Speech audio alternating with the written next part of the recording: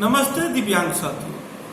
आज जो मैं समस्या लेकर आया हूँ, मेरा नाम सौरभ कुमार है और मैं दिव्यांगों के लिए लगातार प्रयासरत रहता हूँ। लेकिन आज मैं जो स्पष्ट रूप से आपको बात कहने जा रहा हूँ, वो सुनकर आपको लगेगा कि ऐसा कैसे हो सकता है। दिव्यांगों का दिव्यांग अधिनियम दिव्यांगों के पतन का सबसे बड़ा कारण है। जी हाँ, जो अधिनियम के सहारे दिव्यांग भारतीय संविधान में जी सकते हैं, उस अधिनियम से ही दिव्यांगों का पतन हो रहा है। आपको सुनकर आश्चर्य होगा कि दिव्यांगों को अधिकार दिलाने के लिए 2016 में दिव्यांग अधिनियम बनाए गए और उसे पारित किया गया। सबसे पहले जब से दिव्यांग अधिनियम बना था, तब से लेकर अब तक हमारे दिव्यांग अधिनियम में दंड का प्रावधान नहीं था। सर्वप्रथम 2016 में दंड का प्रावधान किया गया। दिव्यांगों को कोई भी प्रताड़ित करेंगे, कोई भी अति करेंगे, दोषी करेंगे, तो उन्हें दंड का प्रावधान के तहत उचित सजा यानी 6 लाख का जुर्माना और 3 साल की सजा होगी। लेकिन दिव्यांग अधिनियम में जो यह दंड का प्रावधान किया गया, उसे आज संशोधित किया जा रहा है। आखिर क्यों हमारे योजनाओं में, परियोजनाओं में बिचौलिए बैठे हुए हैं, वैसे पदाधिकारी बैठे हुए हैं जो खुद दिव्यांग नहीं है, लेकिन एक संस्था खोल लिए हैं, चाहे वो राष्ट्रीय संस्था हो, अंतरराष्ट्रीय संस्था हो, और उच्च पदों पर बैठे हुए हैं, लेकिन दिव्यांग की पीड़ा से उनको कुछ लेना देना नहीं है। मैं आपका ध्यान इस बात पर आकर्षित करवाना चाहता हूं कि भारतीय संविधान में कोई नियम बनता है तो वो विधायिका, कार्यपालिका, न्यायपालिका। विधायिका उस कानून को बनाती है, कार्यपालिका उसको लागू करवाती है और न्यायपालिका उसको पालन करवाती है। दिव्यांगों को इतना दीनहीन समझा गया कि आज तक दिव्यांग अधिनियम में दंड का प्रावधान नहीं किया गया। और पहली बार दिव्यांग अधिनियम 2016 में जब यह दंड का प्रावधान हुआ और यह कहा गया कि इसकी सबसे बड़ी विशेषता यह है कि इसमें दंड का प्रावधान है और कोई भी व्यक्ति अगर दिव्यांगों के लिए कोई गैर अनुचित कार्य करता है तो उन्हें जेल और मुआवजा देना पड़ सकता है, जिससे कि भय उत्पन्न हुआ और एक दिव्यांगों को समान जीवन जीने के लिए एक आधार स्तंभ प्राप्त हुआ। लेकिन आज जब समाज कल्याण विभाग यह कहता है कि मैं इस दंड के प्रावधान में कुछ संशोधन करना चाहता हूं, तो हमें लगता है कि ये दंड के प्रावधान में संशोधन नहीं हो रहा है, बल्कि दिव्यांगों के जीवन में इन पदाधिकारियों के द्वारा संशोधन किया जा रहा है। जी हाँ, मैं इस बात को समाज कल्याण के सारे पदाधिकारियों के समक्ष यह रखना चाहता हूं। सुप्रीम कोर्ट में मैं आज ही एक मेल और बाय पोस्ट करूंगा, उसके बाद दिल्ली सीसीपीटी से लेकर सारे जगह इस बात का जिक्र करूंगा। और जिक्र इसलिए कि दिव्यांग इसके बाद कैसे जिएंगे।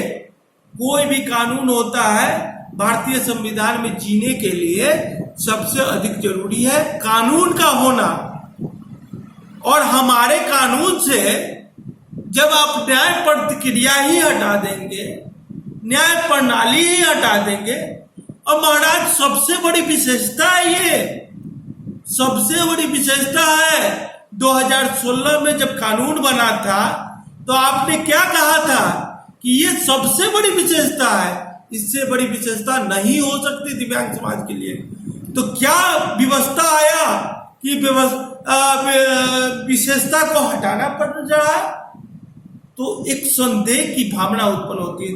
संदेह की भावना इसलिए कि आज सिर्फ तोशियाल संस्था के द्वारा हमें लगता है कि विगत 3 वर्षों में लगभग हजारों हजार पत्र प्रत्येक विभाग में गया है और प्रत्येक विभाग में प्रत्येक पदाधिकारी, जिम्मेदार पदाधिकारी इसके लिए कहीं दोषी हुए हैं। और उन्हें बचाने के लिए जब मैंने ये पत्र भेजा तो हमें जवाब आता है कि 89 जो अधिनियम है उसको पहला प्रावधान में 50,000 रुपया मांगा जाएगा, दूसरा प्रावधान में 3 लाख रुपया मांगा जाएगा, तीसरा प्रावधान में 6 लाख रुपया मांगा जाता है। मैं भारत सरकार, बिहार सरकार से यह पूछना चाहता हूं और संवैधानिक प्रणाली में जितने भी अधिकारीगण बैठे हुए, यानी प्रधानमंत्री, राष्ट्रपति, सर्वोच्च न्यायालय और या फिर दिल्ली सीसीपीटी जो हमारे लिए अधिकृत है, समाज कल्याण विभाग, जब डायरेक्ट किसी को दंड के लिए प्रावधान दिया जाता था तो वो 6 लाख का जुर्माना और 3 साल की सजा, उसको भी मानने से इनकार कर देते थे, नियम तोड़ देते थे। तो क्या अब आप ये जो प्रावधान करने जा रहे हैं पदाधिकारी को बचाने के लिए, तो क्या दिव्यांग समाज का उत्थान इससे हो पाएगा? कब तक दिव्यांग समाज पिछते रहेंगे? आपने दिव्यांग अधिनियम 2016 को जब लागू किया था तो एक बात बोला था राज्यों को कि आप अपने राज्य के सीमा के अनुसार, जनसंख्या के अनुसार दिव्यांगों का मूल्यांकन कर लीजिए। तो मैं यह पूछना चाहता हूं कि आप अपने सीमा के अनुसार, राज्यों के अनुसार दिव्यांगों का मूल्यांकन कर लीजिए और जो दिव्यांग अधिनियम में जो नियम आपको अच्छा लगता है, राज्य के हित में लगता है, उसे लागू कीजिए, या अन्यथा इस अधिनियम को नहीं मानिए। मतलब इस अधिनियम में जो जो कानून है, जो जो कानून लिखित है, उसमें से जो लेना है वो ले लीजिए, जो छोड़ना है वो छोड़ दीजिए। यह किस कानून में लागू होता है? यह किस कानून में लागू होता है? यह कहाँ लागू होता है? आज से पहले, दिव्यांग अधिनियम से पहले, 2016 से पहले यह कौन सा कानून था जिसमें आपने ये राज्यों को स्वतंत्रता दी कि इस अधिनियम को पालन कीजिए या इसको नहीं पालन कीजिए, या इसमें से कुछ कानून को ले लीजिए या कुछ कानून को छोड़ दीजिए? दूसरी बात कि विधायिका, कार्यपालिका, न्यायपालिका, इस संविधान के 3 प्रमुख अंग हैं। विधायिका का काम है कानून को लागू करता है, कार्यपालिका का काम है कि उसका बनाता है, और कार्यपालिका का काम है उसको लागू करता है, और न्यायपालिका का काम है कि उसका पालन करवाता है। जब आप न्याय प्रणाली को ही खत्म कर दीजिएगा तो दिव्यांग कहाँ जाएंगे? हम तो ये कहते हैं कि हम अपने सारे लड़कों को, यानी सभी लड़के, हम में कोई खंडन नहीं है, दिव्यांग समाज में कोई खंडन नहीं है। 14 करोड़ दिव्यांग जनरल कैटेगरी से फाइट करता है। क्या आप मेडिकल में जब वो योग्य घोषित हो जाएंगे तो क्या दिव्यांग सर्टिफिकेट के अलावा उनको नियुक्त कीजिएगा? नहीं कीजिएगा। और ये दिव्यांग अधिनियम जो दिव्यांगों के लिए गले के फांस बन गए हैं, तो कैसे न्याय मिलेगा दिव्यांगों को? यह सोचने की बात है। यह बहुत गंभीर समस्या है और इस पर आप संशोधन कर रहे हैं। आपने मुझे पत्र भेजा कि संशोधन की प्रणाली जो है वो अलग तरह का क्या है, लेकिन मैं यह पूछना चाहता हूं कि कोई भी कानून की सबसे बड़ी विशेषता ही को खत्म कर दीजिएगा। क्यों खत्म कीजिएगा, कैसे खत्म कीजिएगा? और आपने जब दिव्यांग अधिनियम 2016 बना दिया और उसको पूर्णतः लागू कर दिया, आपने बनाया 21 प्रकार के दिव्यांग और आरक्षण दिया 4 प्रकार का, और एक एलडी कैटेगरी में आपने 18 से 19 कैटेगरी के दिव्यांग को सम्मिलित कर दिया। न्याय कहां से मिलेगा? मैं क्यों नहीं कहूं कि ये दिव्यांग और इसमें एक ही चीज आपके गले का फांस बन रहा था कि प्रत्येक दिव्यांग के तरफ से, खुद तोशियात संस्था के तरफ से लाखों लाख कंप्लेन, जितना मेरा शरीर में वजन है उतना कंप्लेन आपको गया है। अब उसका पालन करवाना है, नहीं तो दंड का भोगदार बनना है।